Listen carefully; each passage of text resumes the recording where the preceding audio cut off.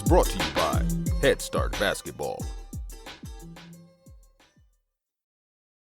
Player development is the hallmark of our program, and there's been so many guys who've come in as good players and chosen Brown over good opportunities, but then leave here 4 years later as totally different and so much better than they were when they got here. So our culture of player development and getting the right guys for us and then building a team, we can be adaptable and flexible and versatile with how we play based on who our best players are.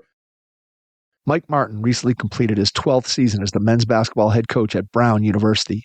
He is the 31st head men's basketball coach in the program's 117-year history. Martin launched his Brown career in 2012-2013 as the fourth youngest head men's basketball coach in Division I. Martin is the winningest head coach in Brown's men's basketball history with 148 victories. Martin began his coaching career at Brown on head coach Glen Miller's staff as an assistant coach in 2005-2006. He was an assistant at Penn from 2006 to 2012 under both Miller and later Jerome Allen, before returning to take over the program at Brown in 2012. As a player, Martin was a four-year starter at Brown and was part of the winningest class in the Bears basketball history, posting a 63-45 four-year record from 2000 to 2004. He also helped the class of 2004 to a school record 39-17 Ivy League mark during that period, the best by an Ivy League team other than Penn and Princeton since 1970. He also helped the Bears to a school record 4 straight winning seasons. When he graduated, Martin ranked 3rd all-time in Brown in career three-pointers, 9th in career steals, and 10th in career assists. Hey, Hoopheads, our friends at Dr. Dish Basketball are here to help you transform your team's training efforts this summer with exclusive offers of up to $4,000 off their Rebel Plus, All-Star Plus, and CT Plus shooting machines.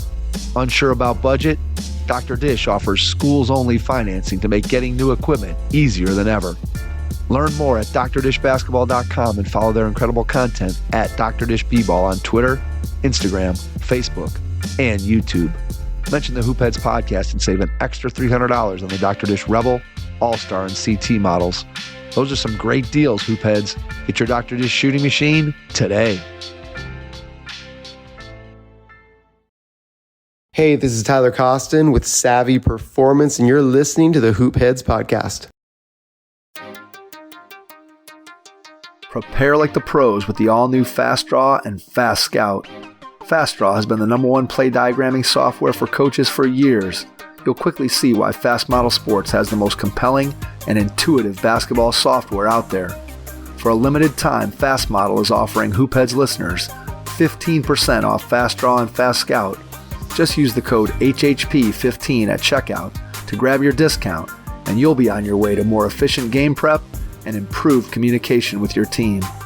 Fast Model also has new coaching content every week on its blog, plus play and drill diagrams on its play bank. Check out the links in the show notes for more. Fast Model Sports is the best in basketball. Make sure you have your notebook handy as you listen to this episode with Mike Martin, head men's basketball coach at Brown University. Hello and welcome to the Hoopheads podcast. It's Mike Klinzing here without my co-host Jason Sunkel this morning, but I am pleased to be joined by Mike Martin, head men's basketball coach at Brown University. Mike, welcome to the Hoopheads pod. Mike, thanks so much for having me on. Great to be with you. Thrilled to have you on. Looking forward to diving into all the things that you've been able to do in your career. Let's start by going back in time to when you were a kid. I know you grew up in a basketball family, but tell me a little bit about your first introduction to the game, what you remember from a young age. Yeah, so my dad was a longtime high school coach in Springfield, Massachusetts area, and I just remember. So he had a previous stint at Springfield Commerce High School, where he coached some great players, won 3 straight state championships in Massachusetts back in the 70s. That was actually before I was born. By the time I was alive and old enough to realize what was going on, he was the head coach at Agawam High School, which is a suburb just outside of Springfield. And just remember, being at as many practices as I could, riding the bus to as many games as I could, being the ball boy, sitting at the end of the bench, and just falling in love with being I guess part of a team and being in the gym and the sport of basketball. So I I attribute so much of it to my parents, my father, my family. And he was the oldest of 7 children. My mother's fifth of 15, and so many cousins and uncles who played the sport. So basketball was it was just part of who I was growing up. When you think about your playing career, how much did your dad help you, influence you, work with you as a young player to help you improve your game? A ton. Just by being around it so much, and I always wanted to play well. No matter who was there, but certainly I just knew he was watching through the lens of a coach, and he never put any pressure on me to play. He never kind of offered his opinion unless I asked for it, which I really appreciated, especially now as a father myself. I wanted to, competition was everything. It was great. And, I loved being part of a team and trying to do everything I could to become the best player I could be. How old were you when you realized that, hey, not every kid gets the kind of gym access that I get as a coach's son? That's a good question. I don't know if I've ever thought of that. Probably, and I think about it all the time now too, because I have 3 daughters who, get to come work out, shoot hoops, and play at Brown all the time. Probably some point in middle school. My mother was also really involved in Agawam, kind of park and rec basketball. So both of my parents, loved the game, and so I was around it all the time. That's my childhood growing up was in the gym, certainly in the wintertime, probably every day of the week. And, again, that's where my passion, my love started.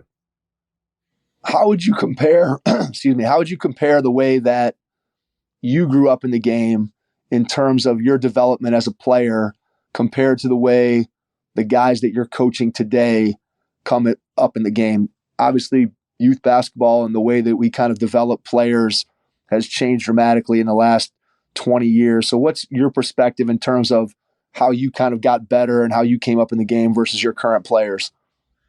Yeah, it's definitely, it's different. And I think it's all, evolution is for the most part really positive. I mean, I think I look at these guys now and they're just so much more prepared, so much more skilled, have such more of a base of how to play the game, probably than I did. I grew up playing, basketball, football, baseball, all the way through high school, all 3 sports. And, I'm not a huge proponent of specialization, especially early on. I think it's great for youth to play as many sports as they can for as long as they can, as long as they like them, and as long as they enjoy them. But I see our players now, and they're just bigger, stronger, faster, more skilled. They shoot it so deep. They're so athletic, and I think the growth of the game has been amazing. Probably.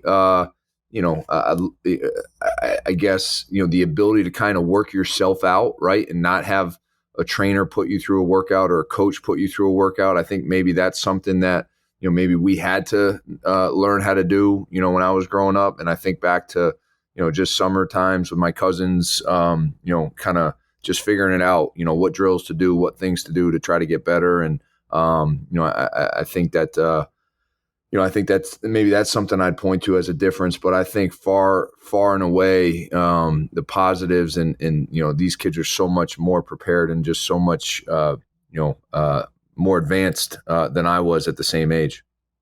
Yeah, it really is when you think about the skill level. I always kind of think about an average high school team, and I'm a little bit older than you, but I go back in time, and when I was playing, it seemed like every high school team had 2, 3, 4 guys at the end of the bench that you had, like the football kid that just did nothing but screen and bang people around and really wasn't very skilled. And now you look at the 12th man on a high school team, and they're giving the ball and they can do stuff with it and handle it. And as you said, the ability to shoot from all over the floor from any position is just really, I think, probably more than anything, has really revolutionized the game in terms of just what players can do out on the floor. And then obviously from a coaching standpoint, it impacts the way you play offensively and then the way you have to guard defensively. Just the game in a lot of ways, if you think back 25, 30 years ago, it's almost unrecognizable the way that it's played today, partly because of the skill and partly, as you said, just because of the evolution of which direction the game has gone as a result of that skill improvement. And just obviously, again, the coaching and everything that goes along with that. Thinking back to your time as a high school player, what made the decision to go to Brown when you think back to trying to go through that process and figure out what you wanted to do, where you wanted to go play, what you wanted to study? What was your thought process and how you ended up at Brown? Yeah, I mean, both my parents were teachers. They were involved in education. So, like, you know, I have two older sisters. One of them was number one in her high school class. The other one was number two in her high school class. I wasn't even in the top 10 of mine, but you know, I always knew I had to get good grades. Like, I had to study hard. I had to get good grades because it was the biggest priority in our household. Like, you know, getting good grades allowed me to enjoy, sports. And like I mentioned, I played football, basketball, and baseball. So I was a good student. Education was a big priority in our household. So I knew I wanted to go somewhere to get a good education. I had some interest from Brown, a couple other Ivy League schools, some schools in the Patriot League, some other Division I schools, and I really bonded with Coach Miller. Glen Miller was our head coach. He had just gotten the job, I think, in the spring of my junior year, and saw me play that summer. Ironically, I played on a Rhode Island-based AAU team. TJ Sorrentine, who's our associate head coach here at Brown now, and obviously a legendary player at the University of Vermont. I think Coach Miller first saw me because he was trying to get TJ, and he's like, I guess the Martin kid's not bad either. But just really connected with him and his staff, and he's a huge influence on why I'm coaching. I'd say obviously my father is the biggest, but after him, definitely Coach Miller. I'm fortunate. I'm grateful for the opportunity. I'm grateful that he saw some potential in me as a player, and when I visited campus, I had a couple visits, probably three visits at some point, two unofficial visits and one official visit in the summer and fall going into my senior year. And it felt like home. The campus, the students, the people, coaches, and Coach Miller thought I'd have a chance to play. And I did. And he was coming off of a Final Four season at Connecticut College at the Division III level. And I was confident that we were going to be successful, under his leadership. So it's one of the best decisions I've ever made, and thrilled that I did it. And still there. Yeah, all these years later, still at Brown. That's right. All right. So as you're heading into college, are you thinking that coaching is what you want to do at this point, or are you still just completely focused on being a player? I guess on the course of all the interviews that we've done, Mike, one of the most interesting things is kind of the paths that people take to coaching. And I've kind of distilled it down. Most people fall into one of two categories. They're either the guy that was in third grade and they were drawing plays up on a napkin and thinking about being a coach even while they were playing. And then you have the other side of it where guys are playing, they're completely focused on being a player. And then all of a sudden their playing career's over and they look around and go, oh man, like the game, this is it. I got to figure out a way to stay in the game. And then that's kind of how they end up in coaching. So I don't know if either one of those paths resonates with you, but just what were you thinking about as you went into college? Was coaching on your radar? I'm probably a combination of those two scenarios, Mike. Obviously I had the early influence, being the son of a coach and being around the game. And I think, my middle school travel coach would joke that, like, we'd be in a timeout. He'd ask me what I thought we should run. So I probably had that in me at an early age, but then, playing was always what I was thinking about. And, when I got to Brown, I knew it was an incredible opportunity from an educational standpoint, but I didn't fully understand all the possibilities and just the magnitude of this school and this institution. So, I get here and I'll never forget one of my older teammates, who's one of my best friends to this day, told me about a internship he was getting that next summer with Goldman Sachs, and I didn't know what Goldman Sachs was. I had to look it up, and like so, just like I didn't grow up in that world like of what was what was possible, and again, I knew education was important. So I say that because now I start thinking about, all right, do I want to go into finance? Do I want to get an investment banking job and take advantage of the incredible network we have here at Brown? And through that network, I was able to go on some interviews my senior year and was offered a job at an investment bank, and thought I was going to kind of do that. I secured the job in the fall of my senior year, which again tells you how special this place is and the network and the opportunities that it can lead to for you. And through all that, I had a torn ACL at the end of my junior year. Had knee surgery in March of 2003. Rehabbed it, came back, was playing and practicing in the fall with the team, and then I broke my foot. Had that operated on, and played the last 20 games of my senior year. We came in second place for the third time of my 4 years at Brown. Back then, there was no Ivy League tournament, and I just remember as the season was winding down, it's like, man, I'm not done playing. I want to see if I can play more. So I played in Ireland. That following season after graduation, I turned down the job offer that I had already accepted in investment banking. I got back from Ireland, and Coach Miller, we had always talked. I think he actually offered me an opportunity to be his volunteer assistant coach right after I graduated. And I said, Coach, appreciative, but I want to try to keep playing. And then fortunately for me, Coach Miller had another opening when I got back from that season playing in Ireland. And I've been coaching ever since. That was 19 years ago in 2005, and started as his volunteer assistant coach. So I guess it's a long way of me answering your question. It's probably a combination of both, drawing up plays in third grade and also, realizing that, while I was a solid college player, I wasn't going to make a living playing the game. So coaching is probably the next best thing. All right. So when you get on, I always think this is kind of an interesting question and just an interesting dynamic when you play for a guy and then you end up becoming a part of their staff, because obviously the player-coach relationship is different from the coach-coach collegial relationship. So when you guys made that transition and you go from being a player under Coach Miller to being on his staff, what do you remember about the way that you had to handle that, and then the way he handled sort of easing you into that relationship? Well, he was amazing, just with the responsibility he gave me from day one. He's always coached to me, like Coach Miller will until the rest of my life will always be Coach Miller, like Absolutely. And so, whether I was playing for him or working for him at Brown or later on at Penn, he always was someone that I just wanted to try to do everything I could to please and to make him look good and to help his program, right? Whether I was a player or an assistant coach. And, but it was, he gave me a ton of responsibility. I saw early on just how much more there was to being a college basketball coach than what I realized during my time as a player. And, I was, it was a great staff to be a part of. Kevin Jaskowitz and Andy Partee were the two assistant coaches besides myself that first season. And they were both assistants all 4 years that I played here at Brown. So we had continuity, and they all mentored me and put their arm, kind of around my shoulder and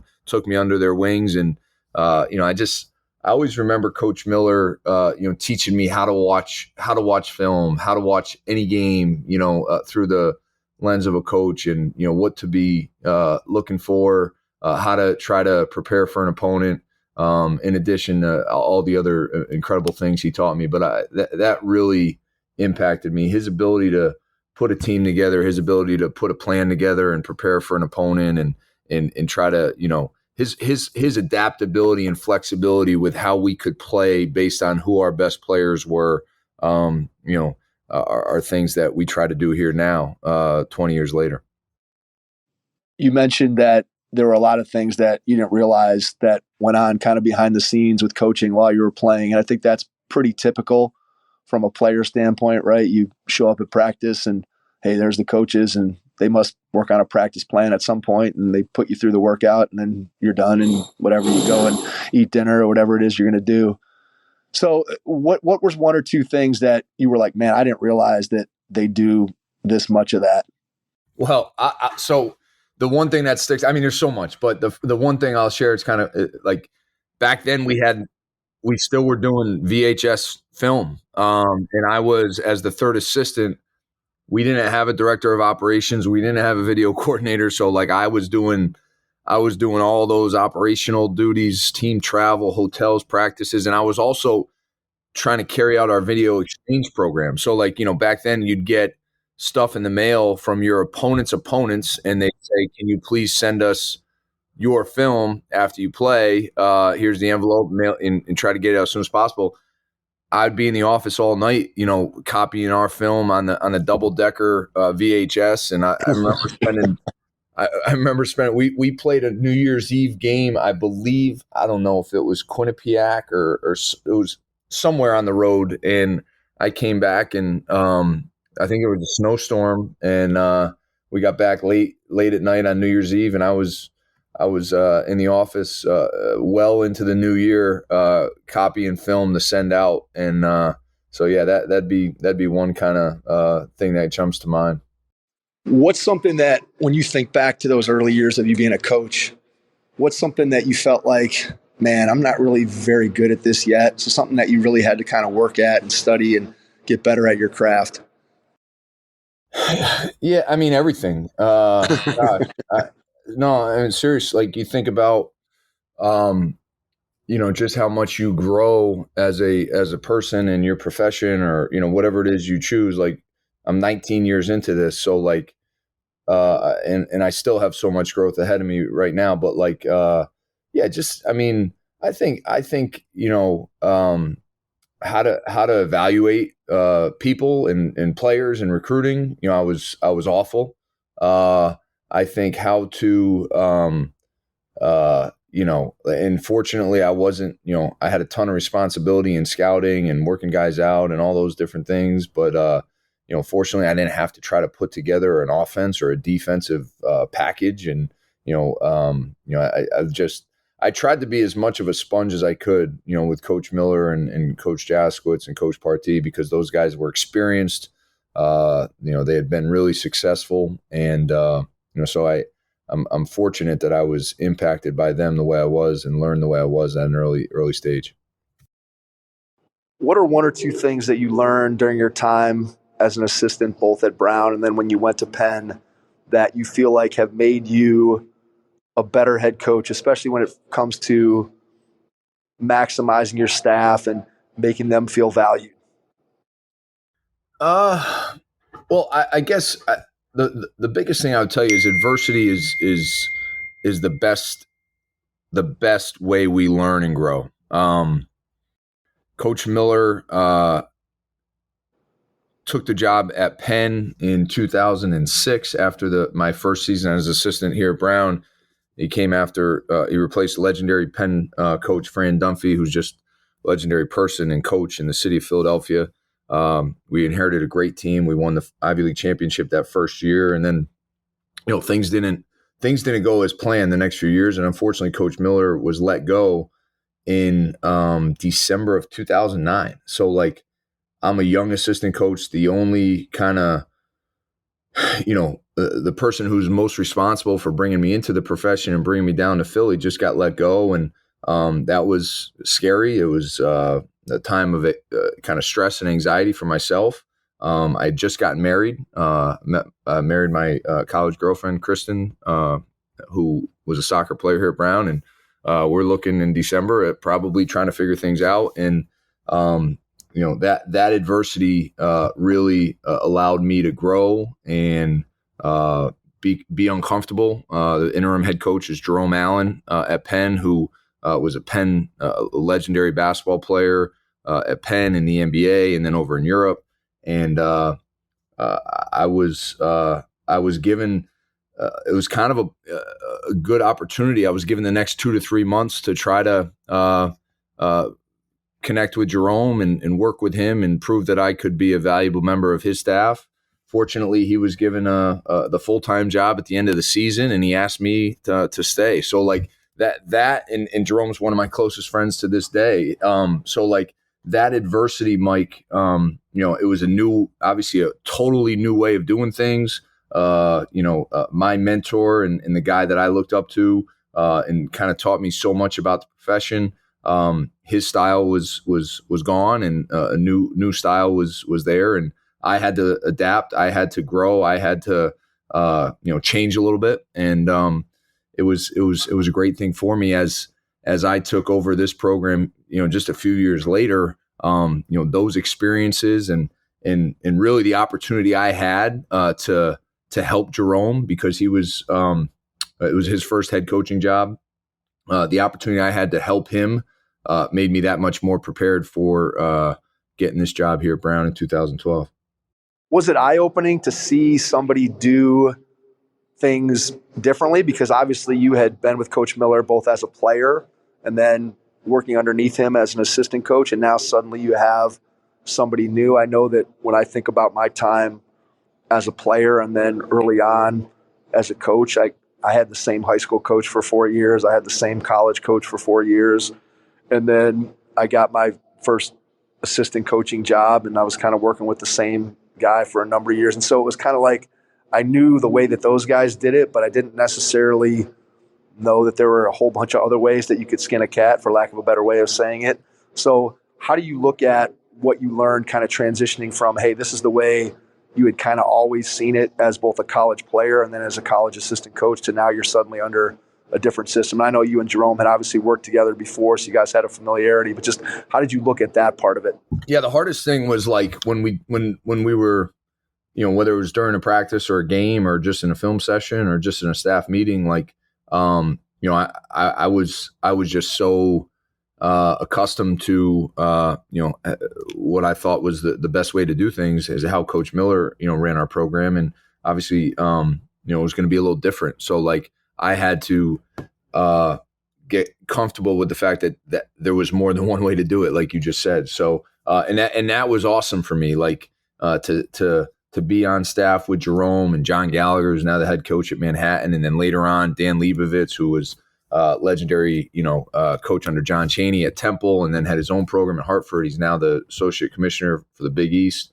Like learning from all those guys and being with those guys, like there's a lot of different ways to play this game. There's a lot of different ways to build a team and prepare a team. And, those experiences, I consider all those guys, not just friends in college, but like mentors, because they were the guys that helped me see all the different ways and styles and methods, to try to build a successful program. Hey, Coach, want to take your team to the next level this season? Introducing Game Changer, the ultimate game day assistant with tools to give you a winning advantage. With Game Changer, you can track stats, keep score, and even live stream games, all for free. Get the stats and crucial game video you need to lead your team to victory, all from the palm of your hand. Coach smarter this season with Game Changer. Download Game Changer today on iOS or Android and make this season one to remember. Game Changer. Stream, score, connect. Learn more at gc.com/hoopheads. That's gc.com/hoopheads. When you eventually get the Brown job, you're pretty young to become a Division I head coach. Had you been looking around at that point, feeling like you were ready for a head coaching position? I mean, again, obviously as ready as you can be, but had you been looking around, or was it just the fact that Brown's your alma mater, you had an opportunity that you saw to go back and kind of reconnect with that program, or just where were you at in terms of your thought process as eventually becoming a head coach? Was Brown the one just because of your connection to it, or had you been kind of actively looking at that point? No, I hadn't. I was really young, as you said. I was hired at my press conference. I was 29 years old. I turned 30 before that first season.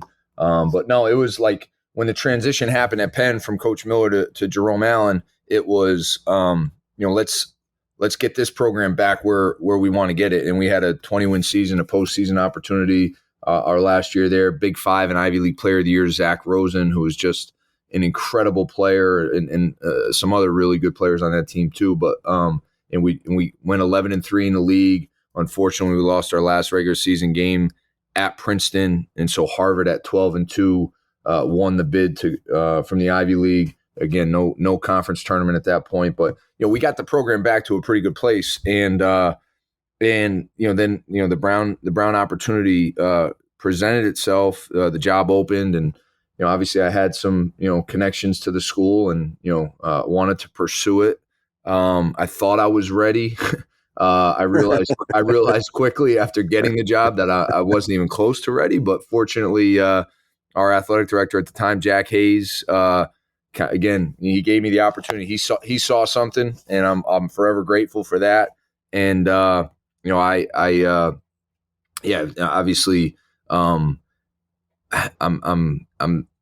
it's probably the only job I would have been able to get at the time, because of my affiliation and connection to the school and the program. But I've learned so much since then, and feel that we have really got the program to a good place right now. Obviously, a lot left to do, but that was not. It wasn't like I had been interviewing for a bunch of jobs and all of a sudden got that. That was honestly the first head coaching job interview I had gone on, and I got it.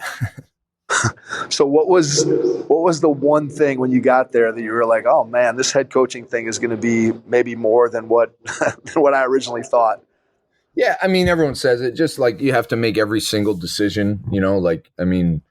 Every aspect of your program, everyone's looking at you and wondering, what are we going to do? Whether it's where to eat a meal or where to stay, and so like I was probably early on guilty of trying to do too much and not delegating enough. I think I've grown into, being able to, really put a lot of responsibility on my staff. I've got a great staff right now, but, at that point I was probably trying to make too many decisions and trying to do too many things, that really, I think what I've learned is I want to try to be as productive and as efficient as I can be in running this program and empowering my people as much as I can, our people, I should say. And, really let's focus on, what are the things that directly impact winning? Try to do as best I can, empowering others to make great decisions. And, I think that first team I had, Mike, they were, I was so fortunate. Like, they were so coachable. They were so hungry to learn. They made me look like maybe I was ready that first season, when in fact I probably wasn't. But those guys were, our captains, Matt Sullivan, Sean McGonigal, Tyler Ponticelli.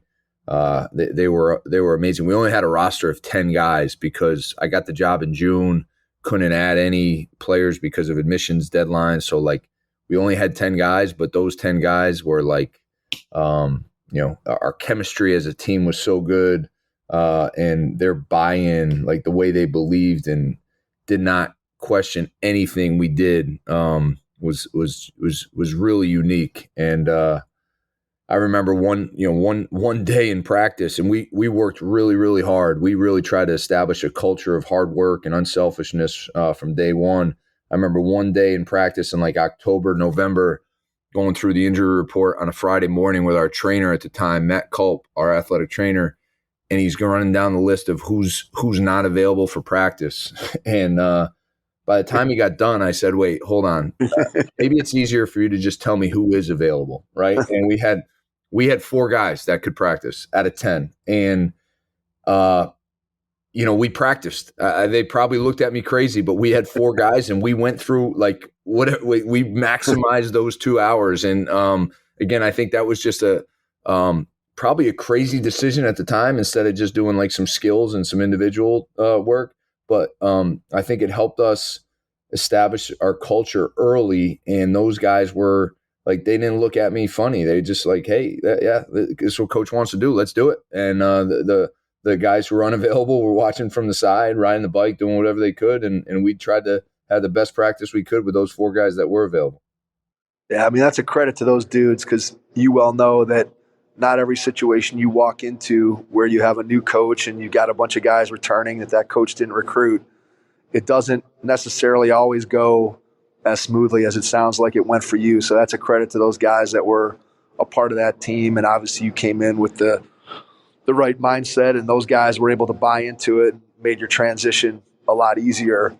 When you look back kind of at where you are now from where you started, and you think about what drives winning or what drives success in your program, what did you think coming in were going to be some keys to winning? And then did those things prove to be what's been most important? Or was there maybe something else that jumped up that you're like, oh man, I didn't realize that this was going to have such a big impact on where we are? So I don't know where you want to take that question, but just kind of what do you think have been the keys to help you to drive winning at Brown?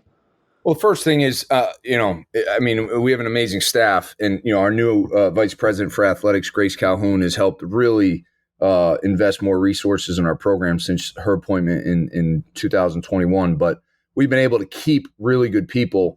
TJ Sorrentine, he's been our associate head coach all 12 years I've been here. So like his ability and just loyalty and willingness to continue to stay here, turning down other opportunities. I can't tell you how important that's been, Mike. But I knew obviously recruiting, right? Recruiting and building a team and a culture and developing our people. Like those were things that I knew were super important then. They continue to be really important now. But I've probably adjusted my methods. I know I have, right? And like instead of thinking that I was just going to out recruit everybody because I'm Mike Martin and I'm the head coach at Brown. When I first started, it's like, all right, that's fine. Let's not worry so much about who we don't get. There's great players that are going to go to our rivals in our league, and let's be okay with that. But just make sure we do a great job getting the people that are right for us. And, we talk about our program's not for everyone, but for the guys that it is for, it's an amazing opportunity. We're going to pour ourselves into our players as people.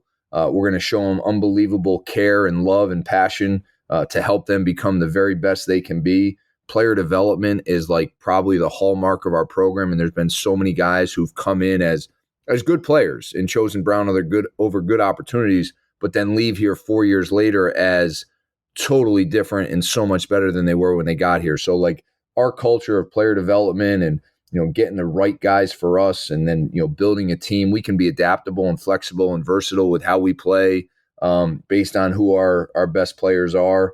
I think our is how we're going to continue to make this thing better. And obviously we came as close as you can come to being in the NCAA tournament this past season.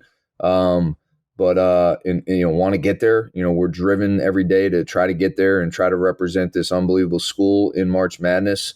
And I think that's how we're going to do it, by recruiting the right types of guys for us, and then just being adaptable with how we play and pouring ourselves into them to help them become the best players they can be, while also helping them take full advantage of their affiliation with Brown for the rest of their lives. What are some things that you're looking for in a player? Obviously, there's a certain level of skill and ability that a player has to play at your level. There's obviously the academic component that has to be present in order for somebody to be able to be even admitted to the university. But when you think about your type of player, I guess I'm looking at intangibles, things that you're looking for that give you an idea that a player is going to be able to have success underneath you as a head coach and in your program. Yeah. So beyond, just, being the most talented, obviously, you have to be an amazing student for us to consider you. We want guys who love the game, who aren't afraid of being told the truth. Guys who are going to be great teammates and are more invested in the team's success and their teammates' success than their own. And then we can work with a lot of different styles of players if you do those things, right? If you're someone who's driven every day to become the best player you can be, who can be coached, by a group of coaches that are going to not always just tell you what you want to hear, but what you need to hear. And if you're really invested in your teammates in this program, we can work with a lot of different styles of players. We've become a really athletic team. We've got great length throughout our roster. That's something that we certainly value. And then, like defensive versatility and the ability to, play multiple positions. Those are some things that, it's not a non-starter if you don't have those things, but those are certainly been some things that we value. When you're going out to evaluate a player and you're taking a look at them, do you evaluate different things when you watch a player play with their high school team versus their AAU team? Does it matter in terms of what you see in one environment versus the other? Just how do you think about evaluating a player in those two environments?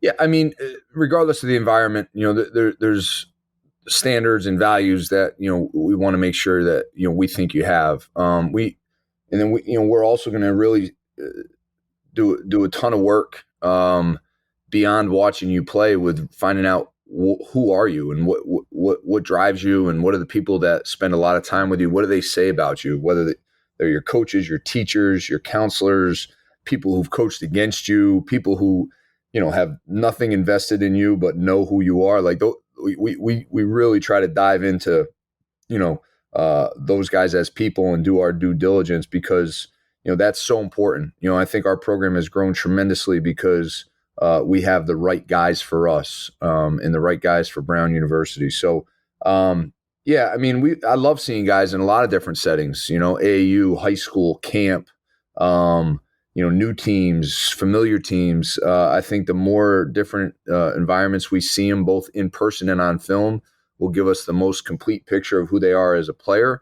But then all those phone calls, all those visits with people to really find out who you are as a person is just as important. How far along into your coaching career as a head coach do you feel like you found yourself, found your identity as, hey, I feel comfortable in my own skin and I know who I am as a head coach? Obviously, like you talked about, getting the job at such a young age and feeling like you're ready until you actually step into the seat and you have to figure it out. At what point did you kind of start to, not that you're not adapting and growing and learning year after year after year and continuing to improve, but when did you kind of feel comfortable as a head coach?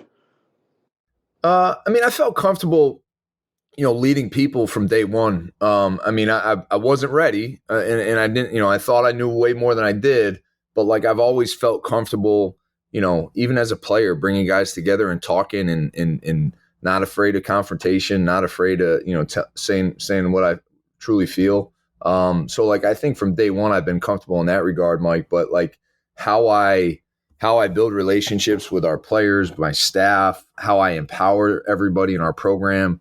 Like I'm so much different now than I was 12 years ago when I first got this opportunity. So, I think, again, I was prepared because of how I was raised, because of the people I had around me, Coach Miller, my parents, Jerome, to name a few.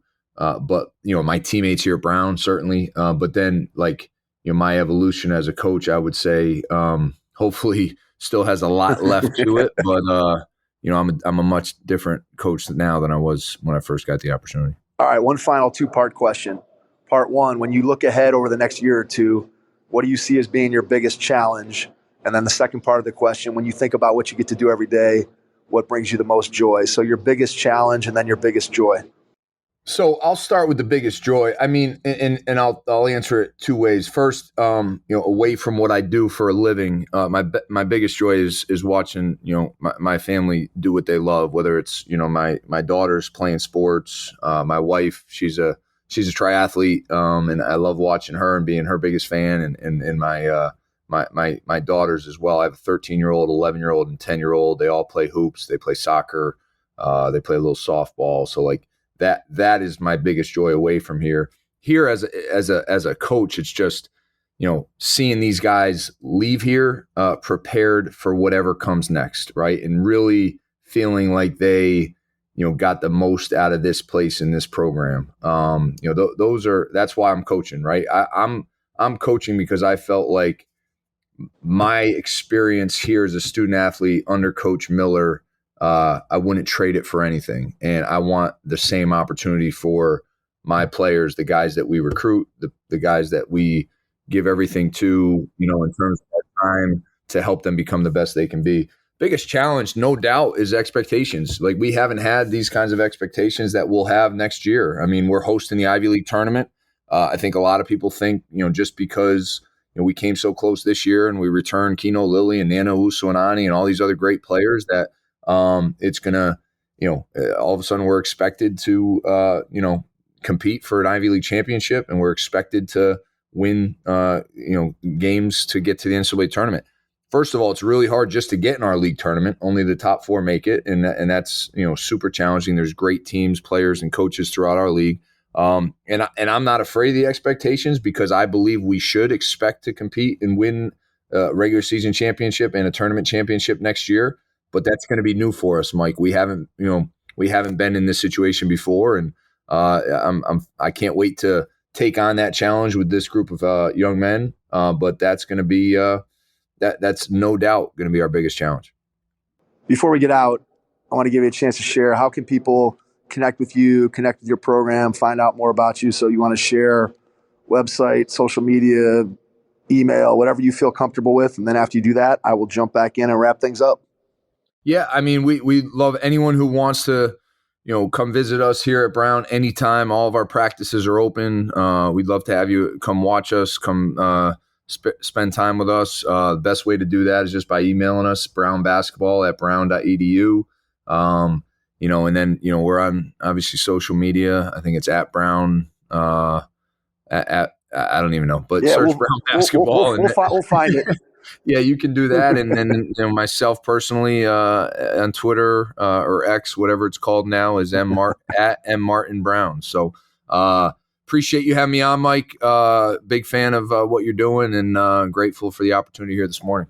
Thanks a lot, Mike. Truly appreciate you taking the time and being a part of it. And to everyone out there, thanks for listening, and we will catch you on our next episode. Thanks. Your first impression is everything when applying for a new coaching job. A professional coaching portfolio is the tool that highlights your coaching achievements and philosophies, and most of all, helps separate you and your abilities from the other applicants. The Coaching Portfolio Guide is an instructional, membership-based website that helps you develop a personalized portfolio. Each section of the Portfolio Guide provides detailed instructions on how to organize your portfolio in a professional manner. The guide also provides sample documents for each section of your portfolio that you can copy, modify, and add to your personal portfolio. As a Hoopheads Pod listener, you can get your Coaching Portfolio Guide for just $25. Visit coachingportfolioguide.com/hoopheads to learn more. Thanks for listening to the Hoopheads podcast, presented by Head Start Basketball.